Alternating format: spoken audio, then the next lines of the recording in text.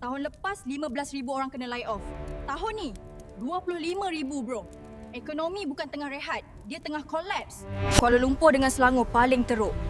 I mean, office gah tapi dalam kosong. Ramai dah kena kick kot. Bila inflasi naik, kos bisnes mencacak. Bos takkan potong gaji dia, dia potong nama kau le. Real talk. Inflasi ni pembunuh senyap. Bila semua mahal, employer kena cut cost. Dan cost tu ialah korang. Faham? Ekonomi lembab bukan setakat graf turun, tapi peluang kerja makin pupus. Jangan sampai kau jadi statistik seterusnya.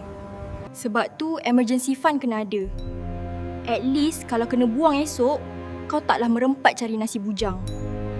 Zaman sekarang, jangan harap satu income je. Takut nanti terciduk bila syarikat kata bye-bye. Sediakan payung, okey? Nak survive?